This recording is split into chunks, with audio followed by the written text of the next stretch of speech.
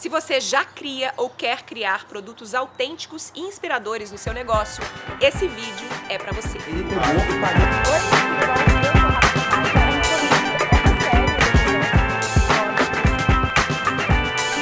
Oi, tudo bom? Eu sou Rafa Capai e esse é o Nave Retrospectiva, uma viagem no tempo para trazer o suprassumo, ou seja, os melhores insights dos nossos convidados sobre diversos assuntos que tocam esse mundo da criatividade, do empreendedorismo e do desenvolvimento pessoal. E hoje o papo é sobre produtos, essas coisas que a gente cria e que coloca no mundo, mas que carregam muito mais da gente nesse processo do que só o tempo depositado ali. E daí vem a pergunta: como criar produtos realmente autênticos? E mais do que isso, como lidar com a cópia quando alguém vem e simplesmente replica aquilo que carrega tanto de você? Para responder isso, Marina Viaboni e Amanda Moll trazem insights poderosos. Mas antes dessas duas mulheres incríveis, por favor, assina o canal, porque a gente preparou muito conteúdo incrível para o ano que chega e não vai te tomar nem 2 segundos, vai? Assinou? Com você, Nave Retrospectiva. Vamos voltar lá, no início, né? Como é que foi o seu processo de descobrir a sua própria identidade como profissional criativa? Eu bati muita cabeça e eu comecei com um trabalho que ele era próximo do artesanal. Eu usava materiais recicláveis para... Tipo o quê? Tipo garrafa PET, Olha só. algumas coisas orgânicas, escama de peixe. Eu lembro que a minha sogra, né, Thales, uma vez ela filme de foto também. Uma vez ela trouxe da Bahia umas escamas de peixe pintadas, um material super interessante. Era bem comum as pessoas verem coisas e falarem: nossa, a Amanda vai usar isso aqui. Deixa eu pegar umas conchinhas aqui. Tipo isso. Às vezes eu tenho umas coisas que pareciam meio lixo, tanto que virou piada na minha casa. Assim, nossa, a Amanda reaproveita tudo, ela inventa coisa com tudo. E eu inventava mesmo umas coisas legais. E aí eu comecei até a vender online, assim, alguns acessórios, quando eu tinha meu blog, comecei a vender online essas coisas. Não tinha uma identidade. Eu não tinha colocado ali meu desenho ainda e eu dava tiro pra todo lado. Eu posso dizer que foram 3 anos batendo cabeça. Eu acho que no primeiro ano foi quando eu entendi que eu aproveitaria mesmo as minhas aquarelas, que certos produtos não faziam muito sentido, que outros já teriam um lucro tão pequeno que não adiantaria ficar insistindo muito. Então eu bati bastante cabeça. Fiz muita coisa que hoje tem nada a ver com o que eu trabalho. Isso é muito legal, né? Porque as pessoas veem coisas prontas e elas acham que todo criativo nasce pronto, que essa linguagem que você está vendo pronta ali num produto de internet ou numa loja física já existia lá desde o início. E todo mundo vai construindo o seu próprio caminho artístico, né? Sim, com certeza. E às vezes a gente pensa, às vezes um produto que fazia sentido durante um tempo, ele não faz mais. Por N motivos. Muitas vezes a gente se cansa dele. Outras vezes rola cópia e plágio e aquilo para de fazer muito sentido porque as pessoas pensam que a receita do bolo é vender aquilo e não é. Realmente a gente tem que surpreender. Eu penso assim, produto é causar uma certa surpresa. Por mais que ele seja uma coisa comum, cotidiana, tem que ser um pouco diferente do que todo mundo está fazendo. Então realmente não tem uma receita, cada um é experimentando e testando o que gosta, o que sabe fazer. Sim. Eu acho que comigo foi muito assim. O que nasce do próprio capital. Exato. Criativo e humano, né? Não tem uma receita. Se tivesse, imagina talvez as ilustradoras que trabalham com produto ou designer de papelaria, todos fariam a mesma coisa. E quando eu vejo, inclusive, que muitos estão fazendo a mesma coisa, assim, no meu modo de pensar, eu não acho que é o caminho. Aí você sai pela tangente. Sim. Vamos falar aqui da loja. O que mudou pra você, assim? Eu sei que você tá aqui há quanto tempo? 6 meses? De dezembro. 6 meses, isso. O que mudou pra você na forma de você criar, de você vender, o fato de você ter uma loja física na sua cidade, num imóvel que tem uma história conectada com a sua família? O que fez a diferença nesses 6 meses? Eu tenho aprendido todo dia, Rafa. Pra falar a verdade, assim, eu tenho muito a aprender ainda. Eu descobri que eu tinha mais produtos do que eu precisava ter. Quando eu desci com tudo do ateliê, a gente começou a organizar as prateleiras, eu tive a sensação que não ia caber. E aí eu fiquei pensando, por que eu tenho tanta coisa assim? Talvez focar mais em certas categorias faça mais sentido. Eu percebi que formatos diferentes são legais, eu tinha muitos produtos pequenos e assim, quadros maiores, agora a luminária. Eram coisas que versatilizavam a experiência do cliente que entrava na loja. E não precisava ser tanto, eu tinha um lançamento por semana há 1 ano e meio atrás. Até 6 meses atrás a gente conversou sobre isso, ainda tinha, né? Acontece que hoje eu trabalho bem mais, até produzindo mais, porém eu não preciso ficar criando produto toda semana ou quinzenalmente.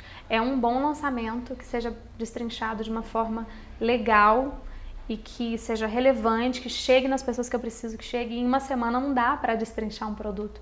Então eu percebi que eu estava um pouquinho sem foco. Eu acho que agora eu tô mais focada. Ver a reação do cliente de cara, quando ele chega na loja e vê um produto, é muito legal. Né? Totalmente. Ó, servir o café aqui na loja é muito mágico. Porque agora com o café vendendo online, eu tenho que esperar o feedback de quando esse café chega. E aí eu tenho a grande preocupação se meu cliente vai fazer o café da forma correta. Que vai realmente extrair o melhor do café. E aqui na loja a gente serve esse café. Até hoje tiveram 1 ou 2 clientes que não compraram provando, porque por algum motivo não gostam muito de café, mas todos quando experimentam, vou levar o café. É uma experiência, tá sendo muito rico. E eu tenho aprendido toda semana. Eu ia trazer esse papo do café um pouco mais pra frente, mas eu tava conversando com o Thales. Thales é o namorado da Amanda, tava conversando com ele hoje cedo e a gente tava falando um pouco disso, assim. Oi. Que é isso, gente? Esse você aqui. Ele. Thales. Bestas. E a gente tava falando, qualquer outra pessoa que você ouvisse falar assim, nossa, eu sou ilustrador e eu vendo café, talvez soasse, e ainda soa falar isso, estranho. Eu sou uma ilustradora e vendo café. Mas a forma como a sua identidade abraça todos os produtos, inclusive o café, faz com que as coisas façam sentido. E tem muito a ver com o que eu converso com os alunos lá no Decola, que não é o que você vende, mas o porquê você vende uma coisa, né? Eu acho que o seu café, ele ilustra muito bem isso, assim. O café, você está vendendo ele para proporcionar uma experiência na casa do cliente, para ele ter um momento de tranquilidade com ele. Me fala um pouco disso, assim, de onde veio a criação desse produto especificamente, do café. Uma ilustradora vendendo café. A história do café é muito legal, porque tem a parte do cliente em si, do que ele gera dessas experiências e a parte de trás, são os bastidores de como isso aconteceu. Que é uma coisa legal também de falar, que eu fico com as antenas sempre ligadas. Então, às vezes, numa conversa com um amigo novo do CrossFit, eu percebo que o que ele faz pode contribuir para o meu trabalho, e o meu trabalho pode contribuir para o dele, e eu penso numa proposta, numa parceria. Então, primeiro, a empresa que criou meu café é de um amigo daqui de Varginha. E também é o mesmo amigo que é sócio do box de CrossFit de onde eu treino. E a gente falando muito sobre café, que era o trabalho dele, uma hora numa conversa descompromissada de final de semana, ele falou, Amandinha, a gente tem que fazer um café seu. Eu juro que eu nunca tinha pensado, e eu não pensaria. E aí eu falei, nós vamos fazer meu café. E aí passou uns meses, isso foi encaixando melhor na minha cabeça até que o café surgiu. E aí falando do cliente, da experiência que isso gera nas pessoas, é essa coisa do lifestyle, pensar produto não só como, você comprou um quadro, você comprou um lettering de parede. Na verdade, o café ele vai acompanhar a pessoa em vários momentos, eu gosto de pensar que é um café para inspirar. Então, além de ser um café especial, pontuado, de alta qualidade, ele é para momentos especiais, é como a cultura do vinho. A cultura do café especial é muito parecida. E essa coisa da em Minas, em Varginha, que é uma das regiões mais quentes desse negócio de café do mundo, tem tudo a ver, por que não? Exato. E aí eu acho que a gente tem que seguir essas luzes, assim, da vida, certos privilégios, né? Que não é um privilégio, por exemplo, minha família não trabalha com café, não é nada disso, que já me perguntaram, você é de família? Não, não tem nada a ver. Mas são privilégios de estar aqui, então eu estou próxima, vamos aproveitar, né? Sim. O capital humano de pessoas que estão ao meu redor. Sim. E matérias-primas e produtos e coisas que estão próximas de mim. Eu gosto de pensar produto dessa forma também. Você falou um pouquinho de como foi esse processo de criação do café. Vamos tentar destrinchar um pouco como é que é o seu processo de criação de um novo produto. Eu sei que ainda tem muita intuição, mas se você pudesse meio que desmembrar em etapas como é o seu processo de criação de um novo produto, para poder inspirar pessoas não a buscarem fazer produtos como você, mas como é que elas podem aplicar isso no próprio capital criativo delas. Sim. A primeira coisa que eu penso, que eu acho que vai ajudar todo mundo, porque cada um vai ter o seu modelo, a sua limitação, que é pensar como que esse produto pode acontecer nos meus arredores, ou seja, perto fisicamente de mim. Então, às vezes a pessoa me escreve pedindo os meus fornecedores, às vezes não, é muito frequente, eu até falo, veja quem está perto de você, porque faz toda a diferença. Então, por exemplo, se eu vou querer, primeiro eu penso no material. Que produto vai ser decoração, eu vou utilizar madeira, eu vou utilizar ferro, qual produto vai ser? Quem são os fornecedores locais que podem fazer coisas para mim? Então eu vejo o que esses fornecedores podem fazer e eu penso o produto em cima do que eles já fazem. Legal. Esse é o meu primeiro jeito de pensar. Então, vou dar um exemplo claro. Eu tenho um moldureiro que eu tenho uma relação ótima com ele, ele é uma pessoa incrível. Ele me socorre em algumas emergências e a gente trabalha bem com prazo. Porque prazo, para mim, é a primeira característica com esse eu fico. É o fornecedor firmeza. Sim, é fornecedor firmeza. E ele é na minha avenida. Então, assim, é incrível. Só desço com o carro, busco e volto. E aí eu pensei, o que mais essa pessoa poderia criar para mim, além de uma moldura? As luminárias é um produto que agora ele está desenvolvendo comigo. É um produto que ele nunca fez. A parte elétrica, quem faz é meu pai. Porque o meu pai tem conhecimento elétrico. E eu poderia estar usando isso dentro da minha empresa, eu não utilizava. Então eu tinha uma outra fornecedora que trabalhava com porcelana, que é basicamente a caneca. O que mais ela pode fazer num forno que queime alta temperatura. Então eu vou explorar isso. Talvez os pratinhos ou vidro. Então eu sempre penso o meu produto a partir de um fornecedor que eu já tenho um relacionamento bom ou que eu vou começar a cultivar, que é o caso das pessoas que vão ir atrás dessas pessoas e então pensar o que elas podem fazer diferente do que elas fazem. E isso é maravilhoso, porque você está estimulando a economia local, né? Sim. O dinheiro está ficando aqui, você está recebendo e você está distribuindo perto de você, né? Ajudando também as pessoas que estão próximas de você a prosperarem com esses produtos, né? Isso é muito legal. Para mim faz toda a diferença. E eu tenho pessoas bem pequenas que trabalham para mim. Por exemplo, o meu parceiro do Silk. Ele silca as caixas de papelão e as caixas não vêm da fábrica assim, que também é uma pergunta frequente, eu sempre indico meu fornecedor das caixas.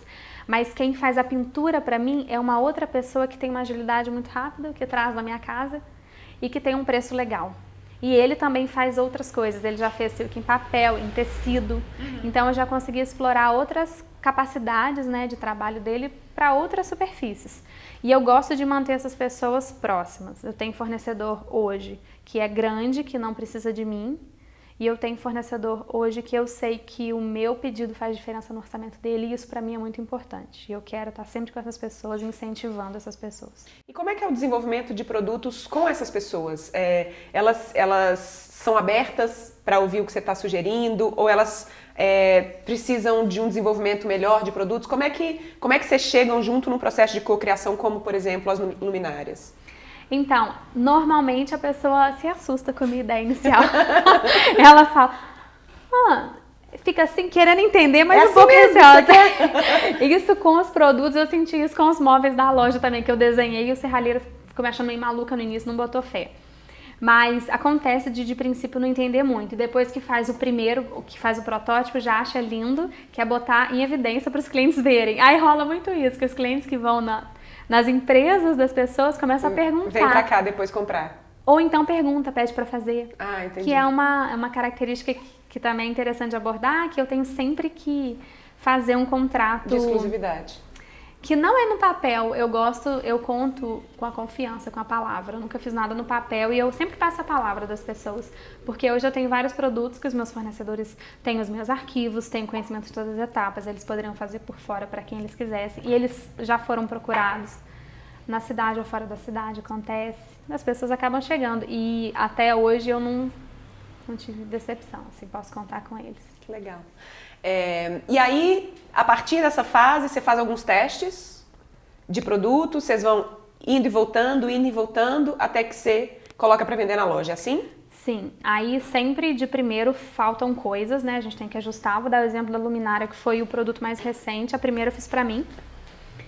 E aí tem que testar desde a parte daquele plugzinho de acender mesmo, para ver se ele vai ser bom, se não vai agarrar, até a luz, quantos watts, se ia ser amarela, se ia ser branca. Então eu deixei no meu quarto para ver o que era mais aconchegante, baratear a produção o máximo possível. Isso também é uma característica que tem que fazer todos os cálculos, então pesquiso em todas as lojas, até se vai valer a pena em duas, porque eu vou gastar gasolina. Então eu faço os cálculos dos centavos no papel, para eu poder entender quanto esse produto vai ter que custar. Sempre considerando respeito pelo trabalho do outro. Claro.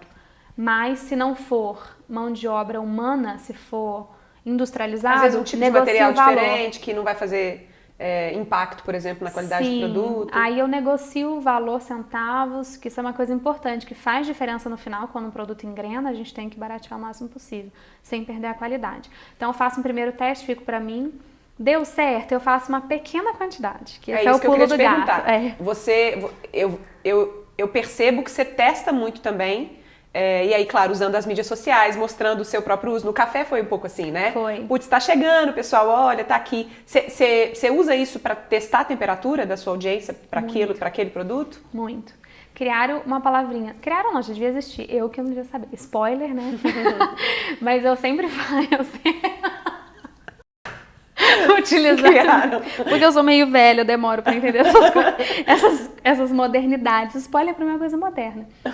A gente dá uma préviazinha do que vai rolar e isso já dá uma sentida, se vai pegar ou não vai. Eu faço isso também com os cursos. Às vezes a gente se engana um pouco. Mas não, uma ideiazinha, dá pra ter uma ideia, eu acho. E quando eu vejo, não, vai ser legal. Então, um tchan, que eu gosto de falar também. Lancei, tem uma quantidade pequena. Quantas peças você faz pra testar? Poucas mesmo, assim. 10? Tipo isso, 10. Isso é pouco, dá pra sentir num primeiro dia. O que acontece? Tem lançamentos que no primeiro dia, você já viu que vai ser uma loucura, já esgota, sai correndo de fazer mais, né? Oi, mãe. A gente tá filmando aqui. Como é que vocês estão? Vai aparecer. Pode chegar. Cheguei na hora errada. Tá te filmando. Pode aparecer. Você estava falando da quantidade que você faz 10 produtos para testar, mais ou menos. E aí, no primeiro dia de lançamento, eu sinto se vingou ou não. Quando vira, aí ele sai puxando as costas fazendo mais. É um desespero.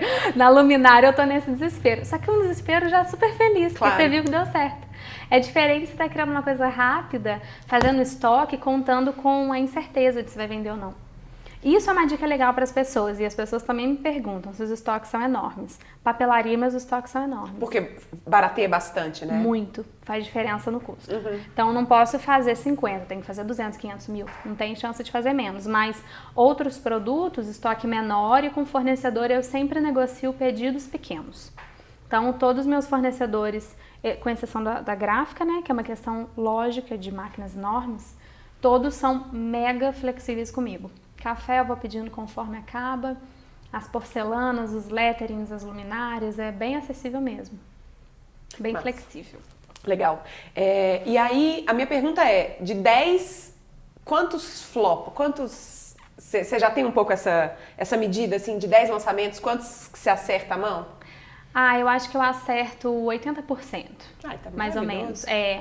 Tem algumas coisas que ao longo do tempo param de fazer sentido pra mim. E eu acho que a gente tem que se dar esse direito. Sim, isso que eu quero conversar também. Acho importante. Porque é isso, né? Não, fiz aquilo, e às vezes você se obriga a manter aquilo no estoque porque tá vendendo muito bem, mas talvez não faz mais sentido internamente para você enquanto empreendedora. Você já tirou da loja um produto que estava vendendo muito bem, mas que para você não estava fazendo sentido mais?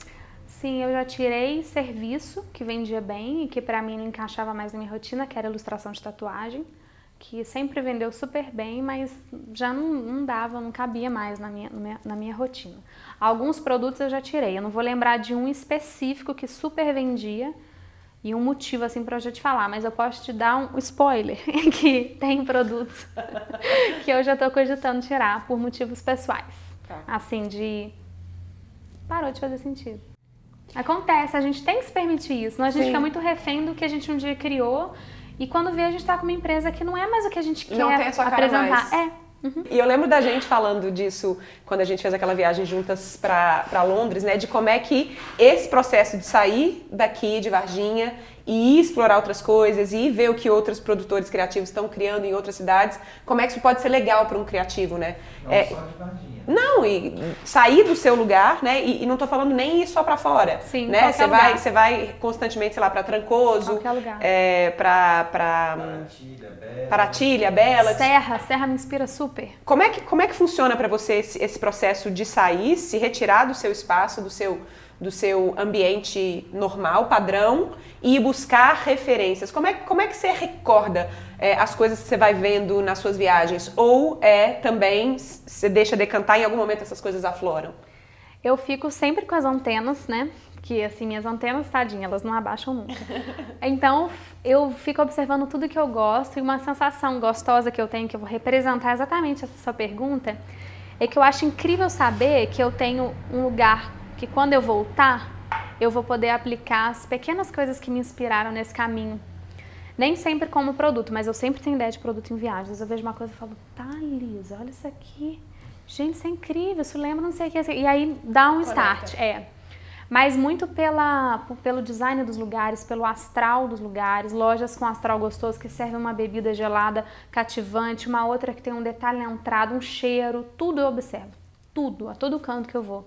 Eu fui assim em umas lojas em Gramado no Natal que eu falei, meu Deus, olha isso, sabe? Coisas assim que eu sei que eu posso aplicar aqui. Aí eu volto doida, eu brinco que a minha loja é meu experimento. Paris Industrial são minhas referências. Então a portinha era de um lugar específico de Paris que eu vi. Então, aonde eu vou, eu faço mesmo. Eu volto e falo, eu vi isso aqui lá não sei onde, eu vou fazer lá na minha loja. Você anota? Como é que é o processo? Eu sempre anoto tudo, porque eu tenho sempre caderno perto, assim. Fotografo o que pode, né? Eu não sou aquela pessoa nonsense total que vai numa loja e fala assim, vou copiar essa de nunca, eu acho isso péssimo, fica na cara que você tá copiando alguma coisa. Eu tenho esse cuidado mesmo. Até se gostei de uma coisa que é uma ideia de produto, hora nenhuma eu vou me apropriar de um trabalho que eu vi. Que é longe, ninguém vai saber e executar. Isso a gente já tá careca de saber que isso não é uma coisa legal. Qual é a diferença para você de cópia e referência ou inspiração? Eu penso que quando a estrutura ela é padrão, ela é básica, por exemplo, a minha luminária, eu não criei ela. Ela é um caixote de pinos. O lettering é o diferencial, é o meu lettering. Então, quando a estrutura é uma coisa padrão, que já foi criada por alguém, uma caneca, um prato, se o outro faz, a não ser que ele faça com o teu desenho, é ele trabalhando. Agora, quando uma pessoa cria um design que é super exclusivo, que é específico, né? Por exemplo, os meus letterings, é uma palavra de parede de ferro.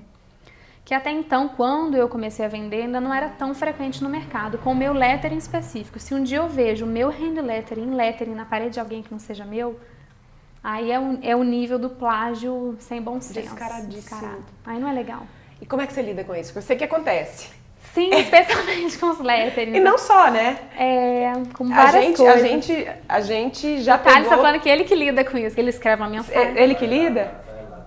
Thales. Eu lembro que, enfim, acontece direto, né? Mas... Eu que lido. Na verdade... Você que é o advogado dela. Na verdade eu envio uma mensagem orientando, explicando que a gente cuida da empresa, ajuda no processo de criar... Ajuda no processo de cuidar da empresa da Amanda e essa parte de direito autoral, a gente tenta ir ali mostrando, né, explicando. Mostrando com delicadeza que aquilo é uma cópia. Tipo assim, vai de leve, calma. E de fato, a gente presta serviço para Amanda, então é uma forma de não envolvê-la num processo que já é desgastado. Eu não desgastante. gosto mesmo, acho muito bom ele fazer. Até pela empresa dele mesmo, não usa meu Instagram para nada disso. Exato. Mas eu imagino que isso de alguma forma, eu sei que tem essa parte toda chata que acontece comigo também, mesmo que o meu trabalho seja mais intangível, né? Acontece comigo também e eu acho que acontece com muita gente. Uma dor grande de muito criativo, né? Tem gente que não coloca as coisas no mundo porque tem medo de ser copiado, por exemplo. Para além de todas as coisas ruins, isso de alguma forma te obriga a estar constantemente se renovando, né? Imagino. Sim. Eu penso, vou falar uma frase que eu espero que todos me entendam bem, mas quando eu vejo uma cópia minha, eu falo com o Thales, vai doer o braço, que vai ter que remar muito, porque eu tô pensando já no 30º depois disso, eu não parei nisso que ele tá copiando. Eu tô pensando em muitas coisas e eu não quero que essa frase soe como arrogância, mas sim como um movimento constante que todos que passam por isso têm que ter. Não sofrer. Porque no momento que a gente acha, nossa, fui copiada, começa aquele processo, aquela dor, isso não é justo, eu vou processar, você perde foco totalmente no que você está fazendo. Esquece que o teu trabalho é bom, se ele for copiado é porque ele é bom, isso já é um princípio, né? E depois daquele produto vão vir muitos outros e essa pessoa copiou um, vai ficar só naquele. Não vai aguentar, de tanto que vai ter que remar para acompanhar o resto. É assim, isso não estou falando de mim, estou falando de várias pessoas que têm trabalhos incríveis e passam por isso. De outros que estão começando, que já têm trabalhos legais e estão passando também, porque isso acontece, hoje em dia com a internet isso acontece com qualquer um. Sim. Uma pessoa pega um desenho de uma menina que está começando a fazer um lettering, suando, colocando ali todo o amor, uma coisa linda, reposta aquilo sem crédito. E fala que foi dela, sabe? É muita falta de respeito. E vai disso, né? Vai desde uma coisa que a gente compartilha e não custa nada você dar o crédito, né? até realmente copiar alguma coisa e vender alguma coisa, né, que o outro. Acontece muito com as ilustradoras, as pessoas que fazem quadro, né, até que aconteceu já aconteceu comigo, de pegar uma ilustração na internet e vender os quadrinhos. E o que a pessoa não para pensar é que aquela ilustradora que criou, com o recurso humano dela, muitas vezes ela não conseguiu vender nenhum quadro até hoje, sabe? Enquanto aquela loja que replica, ela faz no laser, faz nos maquinários gigantes dela, tá vendendo a rodo. Eu conheço várias lojas que fazem isso. Da minha cidade, de Brasil afora, internet. E eu penso que é falta de altruísmo, de sensibilidade. Isso não é legal. E acontece muito. Mas aí o que a gente não pode fazer? Deixar de colocar o nosso trabalho no mundo com esse medo. Não pode. Por que você acha? É das pessoas falarem, mas o meu desenho é feio, o meu desenho não é bonito, minha letra, eu falo isso sempre, minha letra é feia, né? Meu sonho era ter uma letra minimamente letrável para eu poder tirar umas fotos das minhas próprias citações no Instagram. Eu trabalho muito com palavras muito bem, mas na hora que eu vou caligrafar minha própria letra, eu sofro, porque eu olho para ela e acho feio. Por que a gente tem esse filtro com o nosso próprio desenho, nossa própria letra, você acha? Eu acho que porque a gente para muito de ser criativo e de fazer isso quando a gente vai crescendo. Quando é criança, a gente desenha qualquer coisa e tá bom e tá lindo. E aí, conforme a gente vai crescendo, a gente para de praticar isso, né? Então, a gente não exerce mais a memória muscular do desenho, do traço e tal. Né, isso acaba se perdendo. E é uma coisa que todo mundo pode aprender. Eu não acredito muito em dom, eu acredito em vocação e outras coisas, mas nesse dom, assim, não tem um negócio divino que, nossa, ele tem um dom do desenho e eu não tenho, eu nunca vou conseguir. E rola muito uma coisa de se expor, sabe? De uma insegurança de, mas eu vou fazer um desenho, vai todo mundo julgar, vai olhar, e se tiver feio, se tiver zoado, vão falar alguma coisa. Acho que são várias inseguranças que tem em torno disso, assim. E eu tento muito passar isso que eu não desenhava antes também. Eu aprendi sobre lettering em caligrafia faz 6 anos. Antes disso eu não sabia fazer. Então, se eu aprendi do zero, qualquer pessoa também pode aprender. Só que é uma coisa que exige paciência, porque você não vai fazer uma aula de desenho num dia e no outro dia vai estar ótimo, vai estar no resultado que você espera. Não, isso vai demorar. Então, se você tiver paciência de praticar todo dia um pouquinho em casa, né, treinar, com certeza a melhora vai ser visível. Eu acredito muito nisso, assim, também. Eu acho que a gente aprende qualquer coisa. O que a gente não aprende, e que isso vai depender muito... Aprende-se também, mas é muito dessa ética interna, desse desejo interno, que é a disciplina, para passar pela parte ruim do processo, né? O Ira Glass fala isso, ele tem um texto que é muito maravilhoso, que eu uso muito nas minhas palestras, que ele fala, você vai ter que lidar com o seu trabalho ruim durante um tempo. E eu fui a pessoa que mais... Passei por essa fase desse buraco de não gostar do próprio trabalho por muito tempo. Se você não tiver resiliência para não gostar do seu trabalho e continuar fazendo até você chegue no lugar onde você começa a gostar, você vai desistir, né? Então, esse músculo que eu acho que é o mais importante, né? Você passou muito tempo por esse lugar? Passei. Hoje eu olho coisas que eu fiz no começo e falo, meu Deus do céu, era horrível. Mas que bom que eu não desisti e que eu, na época, eu achava bom até. Eu não achava horrível. Era o que eu sabia fazer. E eu não tive esse filtro assim, sabe? De, não ficou muito bom, acho que eu não vou postar. Óbvio que se tava realmente uma merda, eu tentava refazer e tal. Mas se tava um resultado ali, ok, tá bom, beleza. Pum, postava. Hoje eu falo, meu Deus, quanta porcaria. Mas essas porcarias que eu fazia no começo, elas foram extremamente importantes e necessárias para eu chegar onde eu tô agora. E ainda bem que eu não fui muito crítica comigo mesma, assim, porque eu vejo as pessoas, os alunos muito, nossa, que porcaria. Aí olha para a pessoa do lado, o seu tá incrível, olha para o outro, nossa, o seu tá maravilhoso. Então, dos outros tá sempre incrível, o seu tá sempre um lixo. A gente se diminui demais e se comparar com os outros não é saudável. Eu acho que você tem que se comparar com você mesmo. Então, a Marina de 6 anos atrás, tipo, não é tão boa quanto a de hoje, a de ontem também não era, e a tendência é melhorar e evoluir. Eu me comparo comigo mesma, com o meu trabalho do ano passado, do ano retrasado e por aí vai. Queria falar agora sobre autovalorização pessoal, né? Existe esse lugar aí que a gente precisa defender o nosso próprio trabalho, a gente precisa defender o nosso preço, talvez esse seja o lugar onde mais incomoda em criativos, em pessoas que trabalham com arte, com intangível, né? Eu queria te ouvir falar sobre isso, porque eu acho que a sua visão tem muito a ajudar a gente também a encontrar caminhos para fazer isso. Uma das coisas que acaba me frustrando mais, assim, no meu trabalho é isso, assim, a desvalorização da produção artística, de quem trabalha com arte em geral.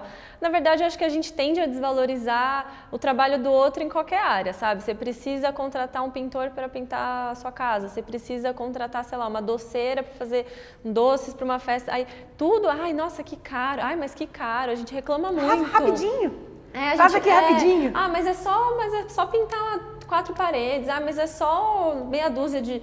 E a gente tende a fazer esses comentários de primeira, assim, ai, que caro, nossa, mas caro, né? Achei que era mais barato e tal.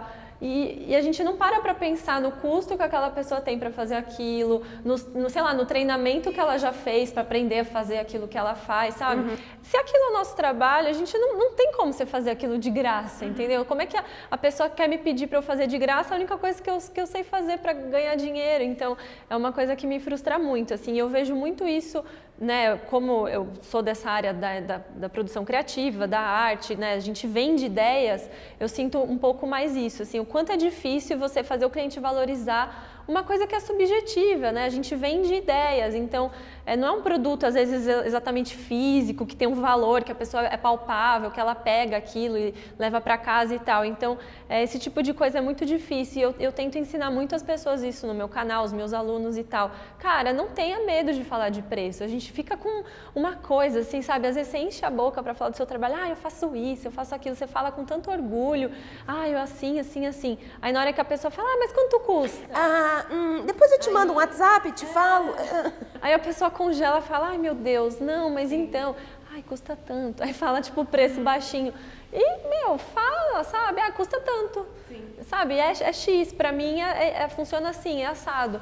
E eu vejo muito que tem esse constrangimento de falar de dinheiro, de falar, e a gente precisa educar os clientes também, a valorizar o que a gente faz e entender que por trás daquilo tem... curso, estudo, material, investimento em um monte de coisas. Sim. E isso é uma das coisas que mais me desanima, mas ao mesmo tempo eu estou sempre brigando por isso, sabe? Com os clientes que eu tenho, com as pessoas que eu converso, eu falo, não, valoriza o seu trabalho, explica, fala, olha, na hora de cobrar, lembra das coisas que você tem, porque muita gente... fala valores aleatórios, eu falo, mas você está colocando no seu custo o seu transporte, a internet da sua casa que você usa para trabalhar, a luz, a água, aluguel? Não. Não tô. Então você não está ganhando dinheiro, você está pagando para trabalhar, né? Eu achei muito maravilhoso como você respondeu uma pessoa que acho que você postou um trabalho de uma outra pessoa. Você quer contar essa história? Eu achei muito maravilhoso como você foi firme, sabe? Aconteceu ali, na hora você já usou seu stories para falar a respeito, para educar sua audiência sobre aquilo. Eu achei de uma transparência muito legal, assim. Eu fico muito brava com essas coisas, mas é porque parece que é exagero, mas não é. Como eu sou desse mundo criativo, da arte, eu recebo muitas coisas de amigos que são ilustradores, designers, e a gente troca muito trabalho, um manda trabalho para o outro e a gente se ajuda a fortalecer mesmo a nossa... a divulgar, fortalecer a comunidade. Então, recebi alguns adesivos, alguns desenhos que uma amiga minha fez, e aí postei isso no meu stories no Instagram, e uma menina comentou assim, você pode me mandar? Tira foto e me manda esses adesivos. Eu, como assim? Não entendi. Ela fez uma pergunta um pouco estranha, na verdade. Eu falei, como assim? Ela comentou, pra gente imprimir. Pra gente imprimir e colar. Aí eu, nossa, que legal, né? E é sempre querendo se dar bem, sabe? Me manda então que eu vou imprimir, aí eu não vou precisar comprar, eu vou me dar bem. E aí isso é maravilhoso. Olha, ela vende. Vai lá no canal dela agora e ela vende o adesivo. Eu respondi isso pra menina. Eu falei, poxa, valorizar a artista que fez isso, você não quer. Eu falei, olha, se você gostou, ela vende na loja dela. E pelo amor de Deus, sabe? Custa 5, 10 reais. O que é isso no seu orçamento? Não é nada, entendeu? E aí eu falei, gente, não é exagero, sabe? Porque começa com essas coisas pequenas, de não querer comprar uma cartelinha de adesivos e quer imprimir, quer piratear aquilo, até coisas maiores, né? De desvalorizações muito maiores. Então eu falei, não, isso tá errado, não é pra ser assim. E tem isso, né? De sempre querer se dar bem em cima dos outros. Então a gente reclama tanto das coisas que acontecem no nosso país, mas quando a gente pode, a gente quer tirar uma vantagem de alguém. Isso não é legal. E é tão maravilhoso usar isso como ferramenta, né? Eu faço isso muito no meu trabalho. A gente tem uma ferramenta poderosíssima chamada dinheiro, onde a gente pode estimular e fazer florescer o trabalho de pessoas que a gente acredita e que tem poder de transformar o mundo em um lugar melhor. Então, escolher em quem a gente coloca o nosso dinheiro é uma ferramenta poderosíssima também, né? Financiar os artistas que a gente quer ver crescer e quer ver florescer, né? Como é que você lida com cópia? Eu já fiquei Você muito sofre nervosa. com isso? Acontece, eu imagino. No começo eu ficava muito irritada, eu ficava nervosa, eu falava, cara, não acredito, eu tô aqui trabalhando, sabe, fazendo isso a hora, Cópia a gente tá falando de plágio, tá, pessoal? De plágio mesmo, porque referência, quando a pessoa usa como referência, você nem percebe, né, e tudo bem, é legal. Agora, cópia é uma coisa que é difícil, é complicado. Às vezes, a pessoa que copia, nem sempre ela presta atenção que ela copiou. Às vezes não é uma malandragem, não é intencional. Às vezes ela gosta tanto do seu trabalho, ela se inspira tanto em você que, sem querer, ela acaba te copiando, ela te usa tanto como referência e ela vai fazer o dela e acaba ficando muito parecido ou completamente igual. Mas muitas vezes as pessoas fazem isso na maldade, né? E assim, se é uma marca, né? Alguém está copiando com um final comercial e está usando o meu trabalho mesmo para ganhar dinheiro, eu tento conversar, falo, olha, então, isso não é legal, não é assim que funciona e tal. Mas nem sempre as conversas são tranquilas, assim. Às vezes a pessoa fala, nossa, mas eu tô te divulgando. E é um pouco difícil, tem gente que entende, tem gente que não. Mas eu vi essa imagem na internet. Você mesmo manda uma mensagem? Mando. É tão poderoso isso, né? Eu tento conversar eu primeiro, sabe, para não envolver advogado, não envolver nada disso, porque é cansativo, é trabalhoso. Então eu tento conversar de primeira, mas é difícil, nem sempre as pessoas entendem, assim, tem gente que fala, mas eu vi uma imagem, eu achei esse desenho na internet, eu achei que eu podia pegar e estampar camisetas com esse desenho. Eu falo, não, mas esse desenho fui eu que fiz, né, você tinha que ter conversado comigo, tinha que ter procurado, né, às vezes qual é a origem disso. Na internet é muito difícil, porque as coisas se perdem. Tem vezes que a gente realmente não acha a fonte, né? É bem chato. E esse trabalho, por exemplo, de referenciar a referência da referência também, as pessoas se perdem no meio desse caminho, né? Mas é um trabalho que precisa ser feito, né? Ei, você, antes que você vá embora, deixa eu te avisar que o meu livro Criativo Empreendedor, Sim Senhor, tá de volta no estoque. Mas corre, porque tá saindo igual pão quentinho. Para saber mais é só digitar cssimsenhor.espaçonave.com.br.